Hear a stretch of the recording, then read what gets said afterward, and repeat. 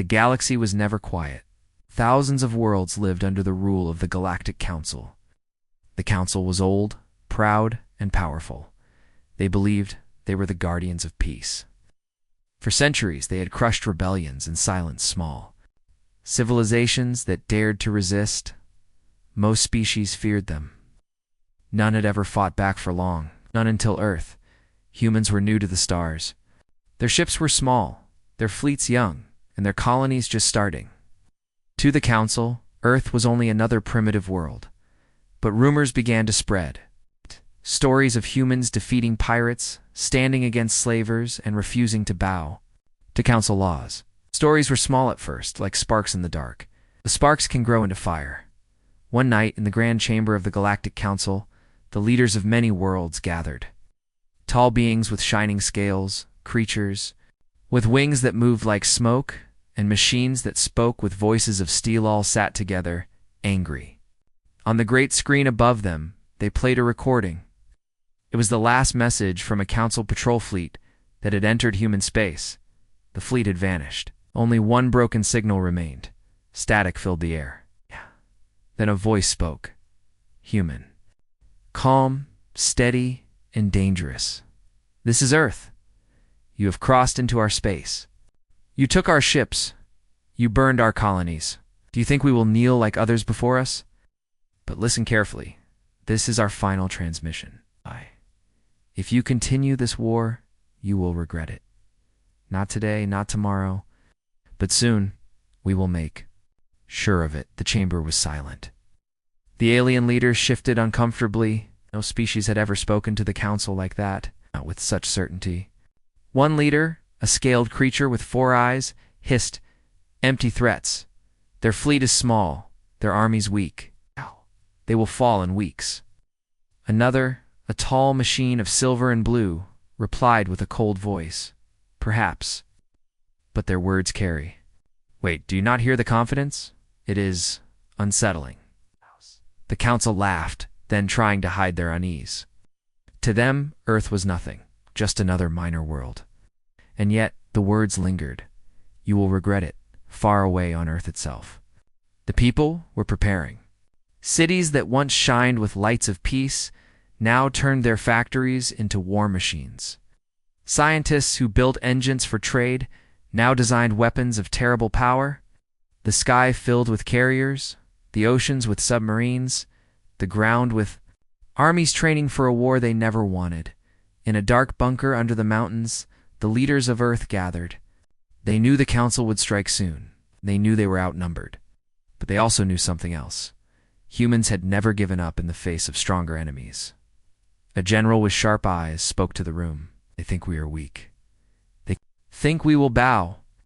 But history has taught us one thing. When Earth is cornered, Earth fights back. And when we fight to the end. Another voice, an old scientist with shaking hands, added softly, "We must be clever, cannot win by strength alone, but we can win by will." And so the plans began. Quietly, secretly, Earth prepared traps, alliances, and weapons the Council had never seen. But no one outside Earth knew this. To the galaxy, humanity still looked small and fragile. The first attack came without warning. Hundreds of Council warships entered the solar system. Their weapons burned brighter than suns. Their voices declared Earth's surrender. But there was no surrender. Instead, every screen on Earth lit up. The president of Earth spoke to her people, and her words were sent across space, straight into the Council's communication lines.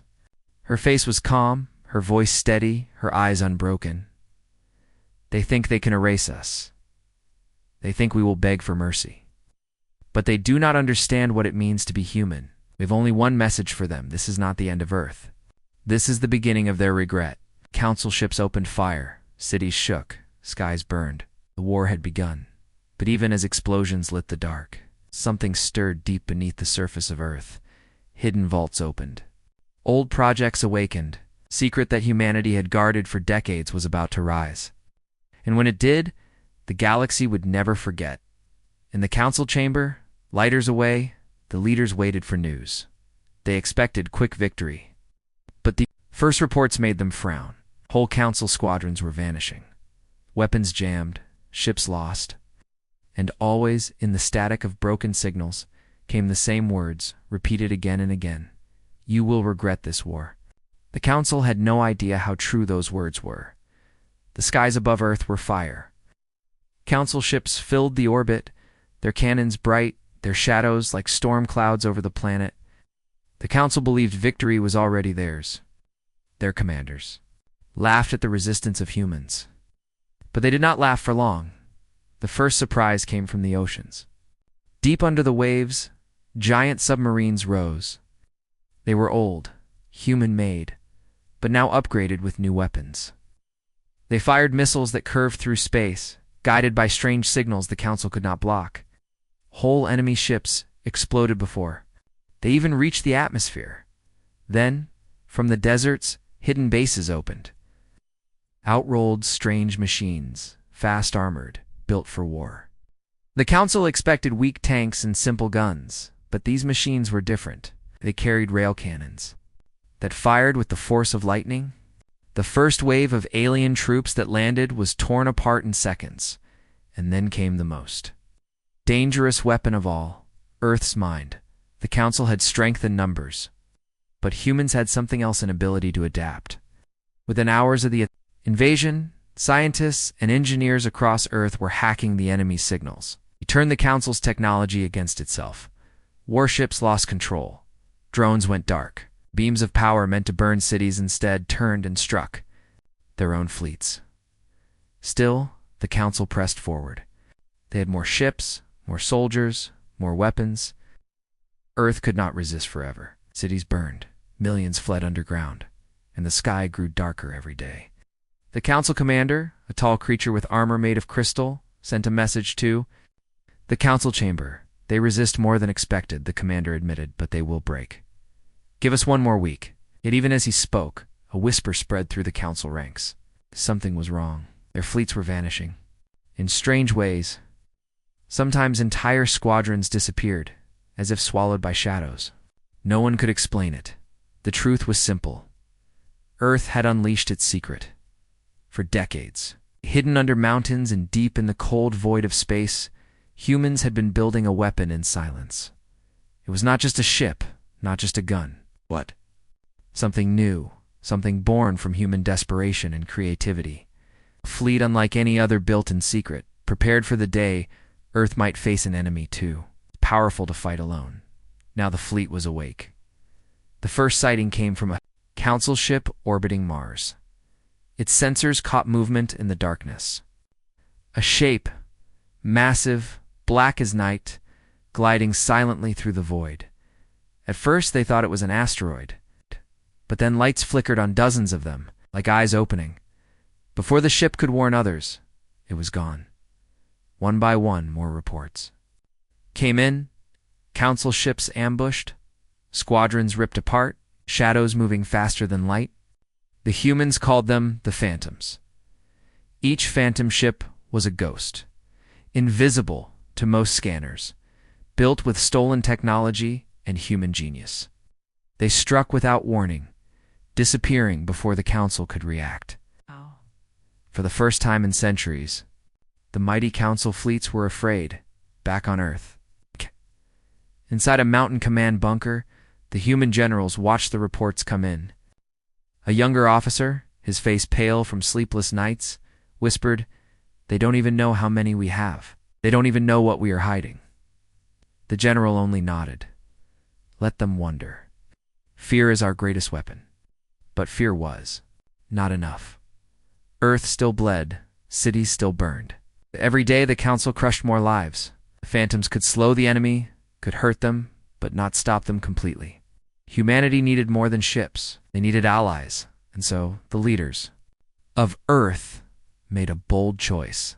They sent a message, not to the council, but to the other species of the galaxy. The message was simple. We are fighting for survival. If the council destroys us, they will destroy you next. Join us now. Stand with Earth. Together we can break them. Most species were too afraid to answer. The council had ruled for ages. Who would dare rise against them? But in the shadows, whispers began to grow. Some remembered the council's cruelty. Some remembered worlds burned, voices silenced, families taken. And when they heard the humans speak, when they saw Earth still standing after weeks of fire, something changed. In a hidden system far beyond the council's eye, an alien captain listened to the human call. His people had suffered under the council for generations. He turned to his crew and said, "Perhaps these humans are the spark we have waited for. Perhaps they are the fire that will burn the council." Meanwhile, back in the Galactic Council chamber, the leaders grew restless. Reports of losses piled higher every day. Fleets gone. Outposts destroyed. Enemy ships that came and vanished like ghosts. One elder of the council slammed his hand against the table. "This is impossible. They are weak. They cannot fight us." The machine voice of another leader spoke cold and sharp. "Weak? No, they are something else. Something we have never faced. I fear we have awakened a war we cannot control." In the silence that followed, the words of Earth's final transmission returned once more. Like an echo haunting the council's mind, "You will regret this war." And for the first time, the council began to believe it. The war spread like fire. The council still claimed they were in control, but their fleets told a different story. Every day, more ships vanished into the darkness. Every day, the phantoms struck, cutting supply lines, ambushing convoys, and disappearing. Like shadows in the night, the galaxy watched in silence. Billions of beings followed the war on secret channels, afraid to speak, afraid to act. No one had ever seen the council struggle like this. And yet no one dared to rise. The council was too strong, too cruel. For centuries, rebellion had always ended in Ashdod, but then something happened. Something the council never expected. Far beyond the reach of Earth, in a system ruled by burning suns, the Keth joined the war. The Keth were a proud species. Tall, with skin like stone and voices like thunder. Long ago, the council had forced them into slavery. Their homeworld was rich in minerals, and the council had used it to build their fleets. The Keth had tried to fight back once, but they had been crushed. Since then, they lived under chains, their warriors broken, their spirit dim until now. On the hidden channels where humans sent their desperate message, the Keth listened. They saw Earth standing against the impossible. They heard the words that burned with defiance. "If they destroy us, they will destroy you next. Join us now. Together, we can break them." For the first time in centuries, the Keth felt something they had forgotten. Hope. It began with whispers among miners, soldiers, and slaves. Then weapons disappeared from council stores. Then whole battalions of Keth soldiers simply walked away. One by one, they slipped into the dark, moving toward the human fleet. The council was blind to it at first. They thought the Keth too broken to resist. But soon, the truth exploded like thunder. On the battlefield of Vora Prime, the council expected an easy victory. Thousands of their troops had landed. Human defenders were few, hiding in broken cities. But when the council gave the order to attack, something strange happened. The Keth battalions meant to fight for the council turned their weapons not on humans, but on their masters. The battlefield burned with betrayal. Council commanders screamed orders, but the Keth did not listen. Their thunderous voices roared. "Across the field, we are not your slaves. We are free." Humans fighting in the ruins heard the words and could not believe it. Allies, true allies, had come. The battle became chaos. The council was forced to retreat, leaving behind shattered forces. For the first time in living memory, a council army had been defeated by rebels and humans standing together. News spread fast. Across the galaxy, enslaved species whispered the name of Earth. In the dark markets, smugglers traded human signals like forbidden treasures. Everywhere, the words were repeated. "You will regret this war." Back in the command bunker on Earth, the leaders received the first official message from the Keth. The voice was deep, filled with both pride and fury. "We were slaves. You showed us how to be warriors again. We will fight at your side until the council falls." The room went silent. Generals and scientists looked at one another, almost in disbelief. Then the president of Earth stood. Then it is not just Earth's war anymore. It is everyone's war. Together we will make them regret. The Keth uprising shook the council to its core. In the great chamber, the leaders shouted at each other, panic rising. Some demanded stronger attacks. Some demanded peace. For the first time in centuries, the council was divided. One old leader, his scales black as night, hissed in fear, "This is not a war. This is a fire. If we do not crush it now, it will burn the entire galaxy." But the machine voice of another answered coldly, "Perhaps it is already too late. The humans have changed the balance. They have done what none of us thought possible. They have made others believe." The councils sent more fleets, stronger fleets. They swore to wipe out Earth and the Keth together. But in their anger, they made a mistake. They underestimated the spark of rebellion. In hidden corners of the galaxy, other species watched, some still afraid, some still waiting. When they saw the Keth rise, when they saw humans stand side by side with warriors once enslaved, they asked themselves a question they had not dared to ask before. If Earth can resist, if the Keth can fight back, why not us? The galaxy was changing. The council could feel it. And in their fear, they remembered again the words that haunted them. Words carried on broken signals and battlefield echoes. "This is not the end of Earth. This is the beginning of your regret." The galaxy trembled. The council had ruled for thousands of years, but now cracks were showing. Earth had stood against them. The Keth had risen from chains to fight at humanity's side. And across distant stars, whispers of rebellion grew louder each day. The council could not allow this to continue. Their pride, their power, their very rule was at risk. And so, in the hidden shipyards of the council's core worlds, a new weapon was built. A weapon meant to crush hope itself. They called it the DEVOUR. It was not just a ship. It was a fortress the size of a moon, armed with weapons strong enough to split planets. It carried legions of soldiers, drones, and machines. Its core burned with a reactor older than the council itself, an ancient power stolen from a dead civilization. When the Devourer was unleashed, entire systems fell silent. Moons cracked, colonies burned. No fleet could stand against it. Even the humans' phantoms could not pierce its shields. The council broadcast a message across the galaxy. "This is the fate of those who resist us. The humans will fall. The Keth will fall. And all who dream of freedom will remember none can stand against the council." Fear spread again. Some who had whispered of rebellion went quiet. The fire the humans had lit seemed ready to die. But on Earth, inside the mountain bunker, the leaders listened to the reports of destruction. The Devourer was coming. It was already moving toward the solar system. Earth would be next, the generals argued. Some said the phantoms must be thrown against it, no matter the cost. Others said Earth should hide its people deep underground and wait, even if the surface was destroyed. At last, the president stood and spoke. Her voice was steady, though the weight of the galaxy pressed on her shoulders. "We cannot run. We cannot hide. If we fall, so does every hope in this galaxy. We must face this weapon and we must win, no matter how impossible it seems." How could they fight something so powerful? It was then that the Keth offered a secret of their own. Their warriors revealed that long ago, before their rebellion was crushed, they had begun work on a hidden project. A weapon not of destruction, but of disruption. A weapon that could break shields, collapse reactors, and twist energy itself. It had never been finished.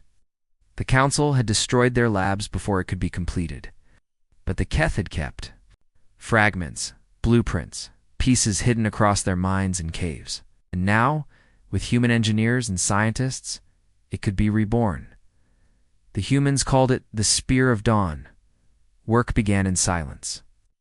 Deep beneath the earth, Keth stoneworkers and human scientists labored together. They built a weapon unlike any the galaxy had seen. Not a cannon, not a bomb, but a spear of energy, focused, pure, designed to pierce even the Devourer's ancient shields. But time was short. The Devourer was moving fast. Every day brought new reports of planets consumed, fleets destroyed, voices silenced. The Council wanted the galaxy to watch Earth burn, to see the humans crushed before their allies could rise. And then, the day came. The Devourer entered the edge of the solar system. Its shadow fell across Neptune, a black scar against the stars. Its voice thundered across human channels. Earth, your defiance ends now. Kneel or be erased. The people of Earth watched the sky in silence. Some cried, some clenched, their fists in anger. All waited for what would come next. In the bunker, the president gave her final order: deploy the spear. Tonight, we decide the future. The Phantoms launched first, striking at the Devourer from every angle. But their weapons could not pierce its shields. Great beams of fire tore through space, destroying phantom after phantom. Human pilots died with defiance in their hearts, screaming their last words into the Council's channels: "You will regret this war." Then the Keth fleets attacked, their thunderous war cries shaking the void. They fought with fury, but even their strongest weapons could not break the monster. Still, they did not stop. They gave their lives to buy time, at last hidden deep. Within Earth's defense network, the Spear of Dawn came alive. A beam of pure energy, sharper than any blade, brighter than any star, fired into the dark. The Devourer's shield shuddered. For the first time, cracks spread across its impossible armor. The galaxy held its breath. The humans fired again. And again, the Devourer roared with ancient fury. Its weapons scorched the Earth's orbit, destroying satellites, burning fleets. But the spear kept striking, and then, the seventh strike, the impossible happened. The Devourer broke, its shields collapsed, its reactor screamed. The moon-sized fortress trembled as fire tore it apart from within. The explosion lit the solar system brighter than the sun. On Earth, people looked to the sky and saw hope blaze like dawn. Across the galaxy, billions watched and whispered the words now carved into history. The humans broke the Devourer. But victory came with a cost. Half the Phantoms were gone. Thousands of Keth warriors lay dead. And the Council, humiliated and enraged, would not stop. In the chamber of the Council, silence filled the air. Then, one by one, the leaders turned to each other with cold fury. "This war is no longer about discipline," one hissed. "It is about survival. If Earth is not destroyed, the Council itself will fall." The Council swore vengeance. The full force of their empire would now march against Earth and far away. In the shadows of space, new voices whispered. Some species cheered, some wept, and some began to wonder if the humans could defeat even the Devourer. Maybe, just maybe, the Council was not untouchable. The fire of rebellion burned brighter than ever. But the war was far from over. The galaxy shook with the fall of the Devourer. The weapon the Council had trusted, their unstoppable fortress, had been broken by Earth and the Keth. For the first time in ages, the Council looked weak. Across the stars, whispers grew into voices. Some worlds dared to celebrate in secret. Others raised hidden flags of rebellion. The humans had lit a fire, and now it spread into corners the Council thought forever silent. On Earth, people cheered. Families cried with joy. Children shouted the words every human knew by heart: "You will regret this war." But beneath the cheers, the leaders of Earth knew the truth: the Council was not finished. The real war was only beginning. Inside the Council chamber, rage filled the air. Leaders slammed fists and claws against the stone tables. The Devourer's destruction was an open wound to their pride. One leader, his voice like burning metal, roared, "Enough of fleets and battles.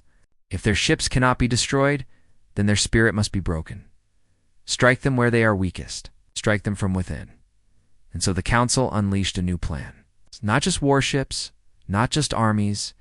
This time they sent shadows assassins, spies, and traitors. The first strike came quietly. A bomb exploded inside a human supply station on the moon. Dozens died, No one saw the killers escape. The council denied everything, but Earth knew the truth. Then came whispers in the dark. Propaganda messages slipped into human networks. False. Voices spoke, claiming the war was lost, claiming Earth had no chance. They tried to turn humans against their own leaders. At the same time, strange offers appeared. Traders and smugglers brought gifts of advanced weapons to advance too easy. Some humans accepted them, not knowing the truth. The weapons were poisoned. They failed at critical moments, leaving soldiers defenseless. But humanity was not alone anymore. The Keth saw the tricks, for they too had lived under council lies. They warned Earth. Together, they fought the shadows with the same courage they fought the fleets. Still, the council's poison spread in one hidden meeting room. Deep under Earth's capital, generals spoke in urgent tones. "We are strong in battle," one said, "but if we cannot trust ourselves, if fear grows, we will fall before a single shot is fired." The president's eyes were sharp, and we must show the galaxy more than strength. We must show unity. They will not break us with lies. And so Earth sent another message. Not a warning, but a call. Across secret channels, in every language known, humans and Keth together spoke. We are not broken. We are not alone. This war is not just Earth's war. It is the galaxy's war. Stand with us, and you will never kneel again. The words reached far places. On icy worlds, enslaved miners listened and clenched their fists. In jungles, hidden tribes under council rule lit fires of rebellion. On far moons, alien captains turned their ships toward human space. And then, one by one, the allies arrived. The first were the Erismal, fragile beings with minds sharp as lightning. They had long served the council as engineers and builders. But now they chose Earth. Their gift was not ships or weapons, but knowledge.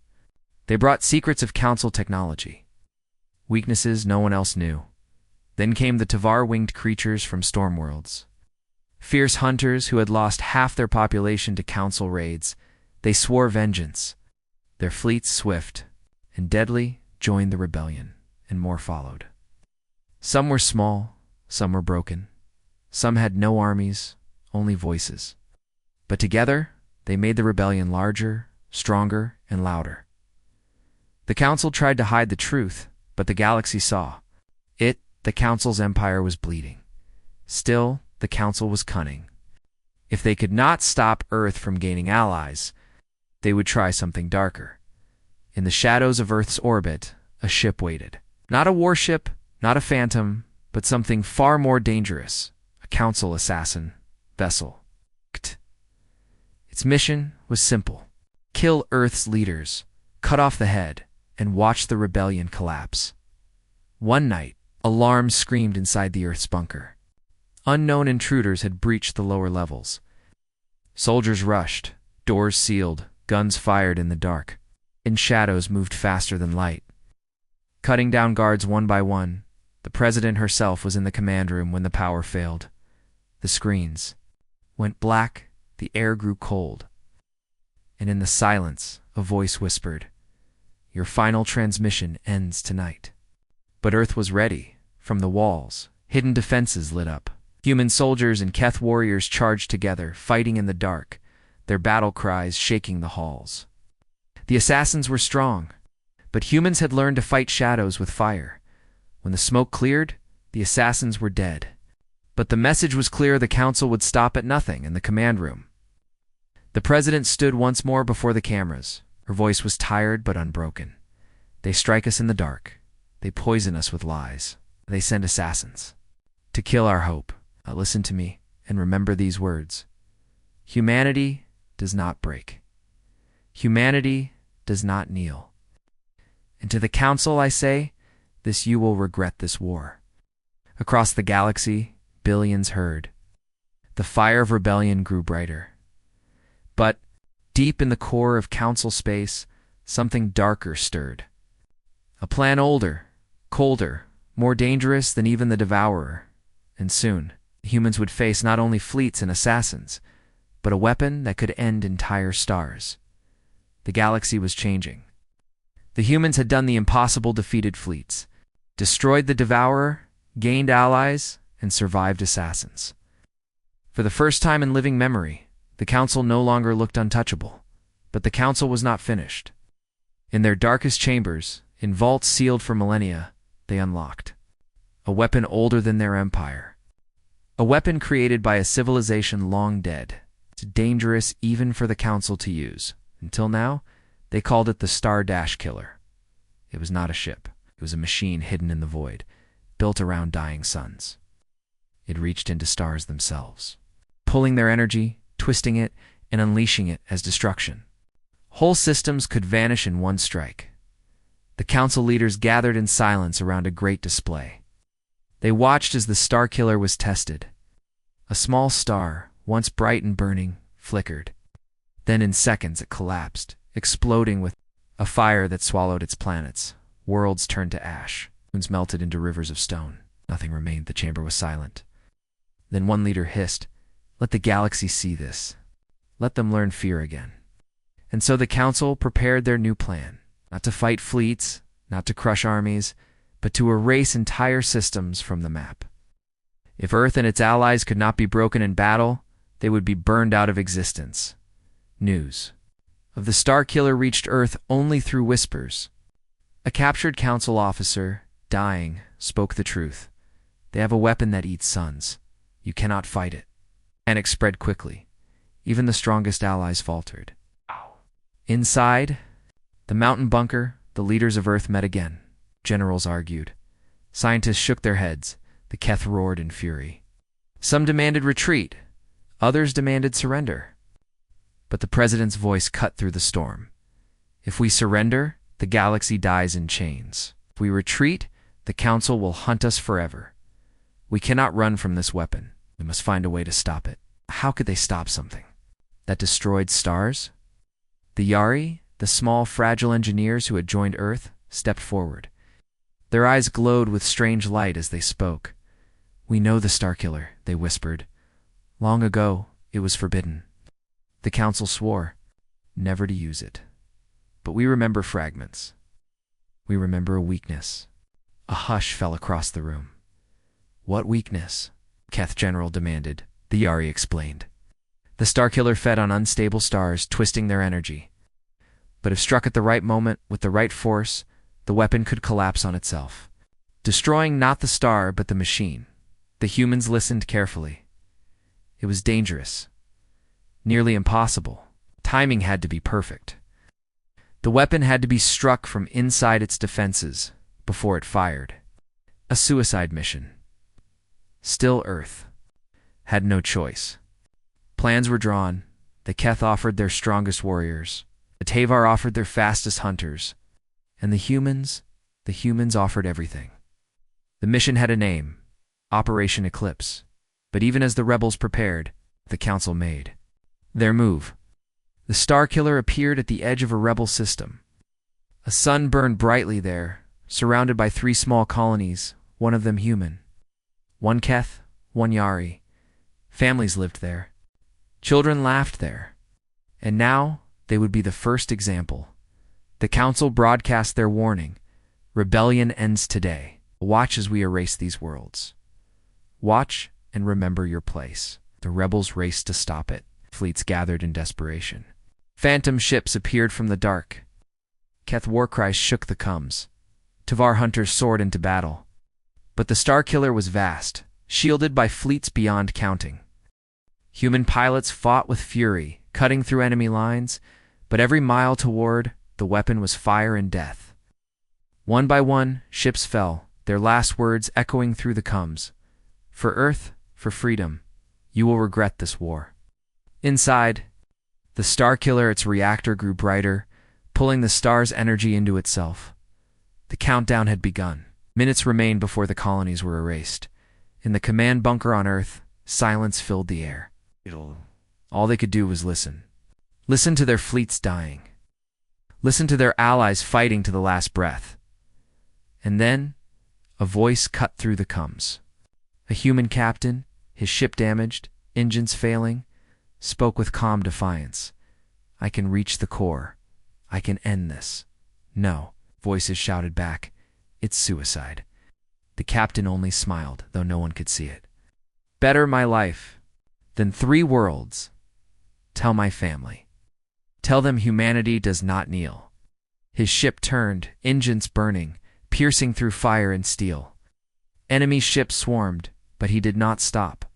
He dived straight into the heart of the Starkiller. The Cums went silent. Then, light. A blinding flash spread across the void. The Starkiller shuddered. Its shields cracked. Its core screamed with energy too wild to control. And then it exploded. The colonies were saved. The sun still burned. The Starkiller was gone, but the cost was heavy. The captain and his ship were no more. Thousands had died to give him the chance. On Earth, the people mourned, yet they also cheered, for hope had survived again. Across the galaxy, rebels whispered his name, turning him into legend. In the council chamber, fury shook the walls. Another weapon lost, another humiliation. One leader growled, "These humans, these creatures of dust, how do they keep winning?" Another answered, voice low and cold, "Because they do not fear death. That makes them more dangerous than anything we have ever faced."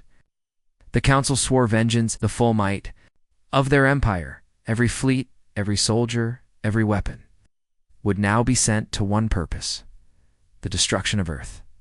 The final storm was coming. The galaxy had changed. What began as a single world's fight for survival had become a fire spreading across the stars. Earth and the Keth stood together. The Yari brought knowledge, the Taver brought speed and fury, and other species joined in secret carrying their hatred of the Council like a blade.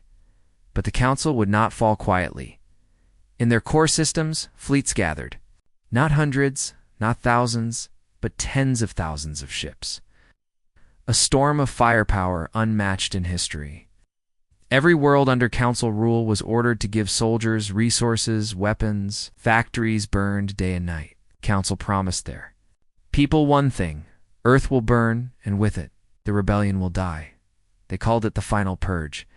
And at the center of this storm, the Council's supreme commander took his place. He was a giant, armored in black crystal, his voice deep as thunder.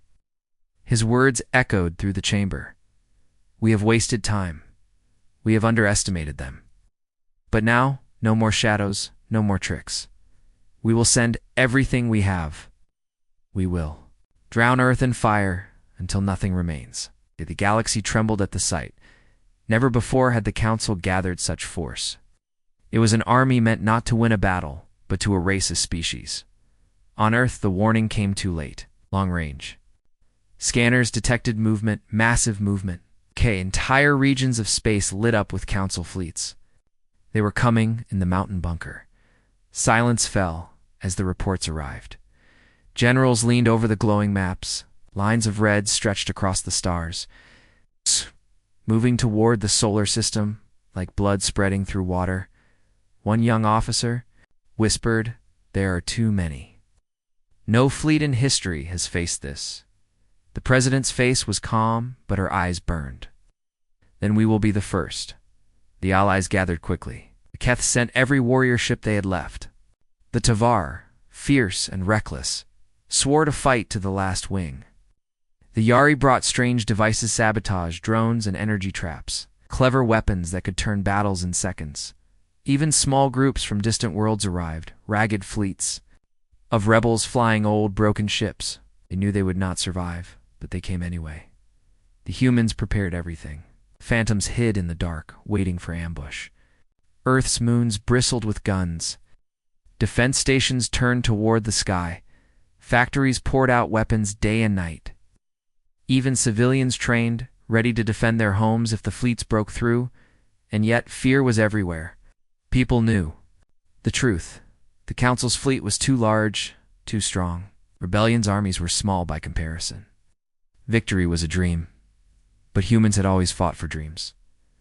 The night before the invasion, the president stood before the world one. Last time, her voice carried across every screen, every radio, every ship in the galaxy. Tomorrow, they will come. Tomorrow, they will bring every ship, every weapon, every soldier they have. And tomorrow, We will stand against them. They think we will kneel. They think we will break. Listen well, my people, my allies. This is not the end. This is the moment the galaxy will remember. We are humanity. We are the spark that will burn their empire, and we will make them regret this war. Birds lit fire in the hearts of billions. Across Earth, across Keth worlds, across rebel fleets, soldiers raised their weapons and shouted together, "Humanity does not kneel." Then came the silence before the storm. The first council ships entered the edge of the solar system. Shadows covered the stars, blotting out light itself. Behind them came more endless lines of steel and fire. The sky became a sea of enemy ships, larger than any human mind could count. The rebels formed their lines. Human fleets in the center, Keth warships to the left, Tavar hunters to the right, Yari drones weaving through the dark. Old rebel ships filled the gaps, their crews ready to die for freedom, and then the council opened fire. The stars lit up. Beams of energy, missiles like comets, flames across the void. The first wave of rebel ships vanished in seconds. Explosions rippled through space. But still, the rebels held. Phantom ships struck from the shadows, ripping through enemy lines. Before vanishing again, Keth war cries thundered across the Cums as their ships rammed the enemy, fighting even as they burned. Tavar hunters darted through fire, cutting down cruisers 10 times their size. Humans, steady and unyielding, fought at the heart of it all. But the Council's fleet was endless.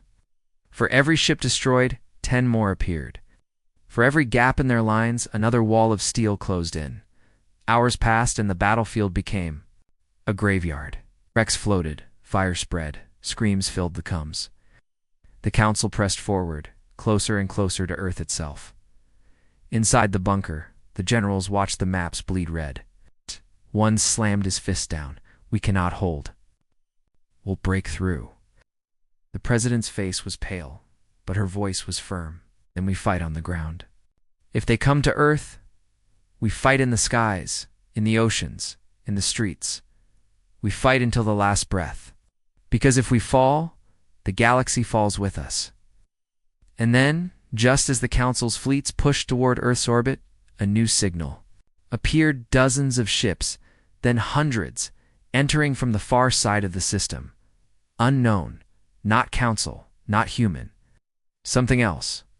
The rebels stared in disbelief as the signals grew clear. More Alice species, long silent, rising at last, answering humanity's call. The galaxy itself was joining the fight. The tide of the final battle was about to turn. The sky above Earth was war.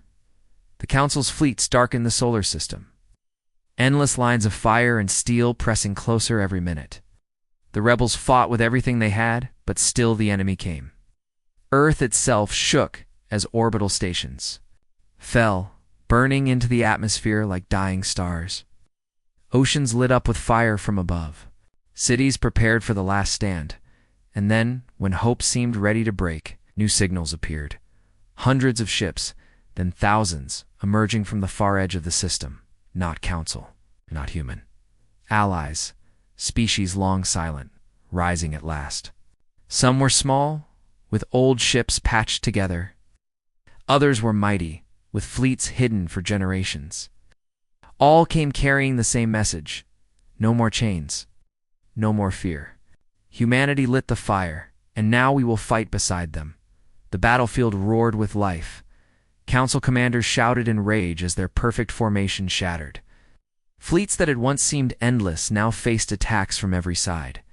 Human phantoms struck like shadows. Keth war cries shook the void. Tavar hunters dove through flames. Yari drones hacked Council systems, turning weapons against their masters. And the new allies fell upon the enemy with fury born of centuries of pain. The galaxy itself had chosen. But the Council did not surrender. Their supreme commander ordered all ships forward, their cannons blazing with hatred. Even as their fleets crumbled, they swore Earth would still burn. The battle became chaos. Wrecks drifted through space, colliding with the living. Firestorms raged across the system. World, every moon became a battlefield. Thousands died every hour, but still the rebels fought. On Earth, civilians took up arms. Soldiers defended burning cities. In the oceans, submarines struck enemy landers. In the skies, fighters weaved between falling ships. Humanity fought not as a people divided, but as one world united in the command bunker.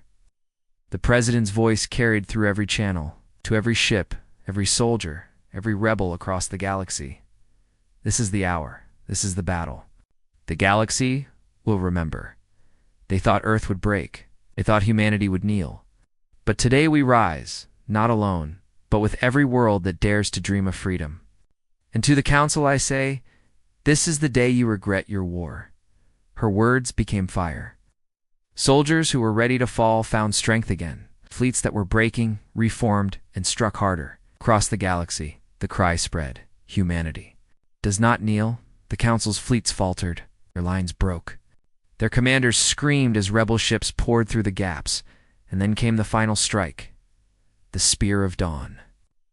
Rebuilt and strengthened by human and Yari engineers, fired one last time. Its beam cut through the flagship of the Councils. Supreme Commander.